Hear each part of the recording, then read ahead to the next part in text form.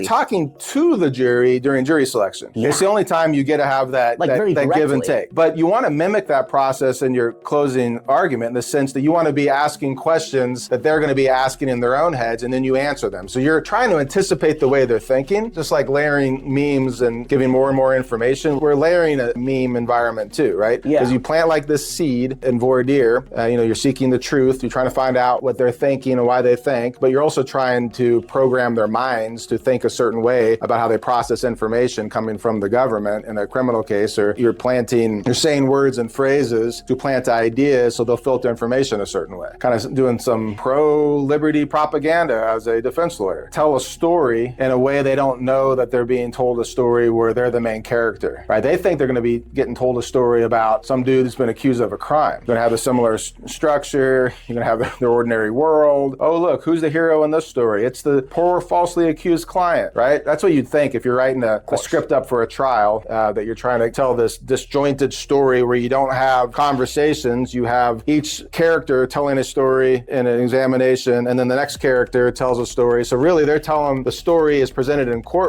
courtroom setting, but it's told in a way that's not familiar to people. I mean, they've seen it on TV, but I feel like there's a lot more monologuing on TV. I think that's where, and both my parents were lawyers and, for a little bit, and practiced law for a little bit before actually doing other things. But I feel like I was shocked when I learned that it's just direct examination and cross-examination, because really, I mean, if I didn't know any better, I would think, well, all the lawyer has to do is ask questions. Ask, oh, what did you see here? What did you see there? And so that's something that's really mind-blowing to me, because on TV, I feel like, the hero, and of course, oftentimes in a legal TV show, the lawyer is the hero. And if they're not the hero, then they get almost no time. But in a TV show, like Law and Order, where, there's always a DA, and that DA, them giving their opening or their closing, or, like speaking passionately about why, in that case, why they think the person is guilty. It was crazy to me. I mean, it's hard to imagine, how would you tell a story if you weren't allowed to say anything and you just have to ask questions and get other people to tell it for you? I mean, it's an incredible art. Interesting in the sense that you think you're trying to tell a story passionately, like you see on Law and Order, where you can ask these very, not even leading questions, but the sort of questions that they ask in the TV shows that are just somebody looking cool and playing gotcha. Like, you can play gotcha, and you should play gotcha in cross-examination, but you don't get to turn to the jury and,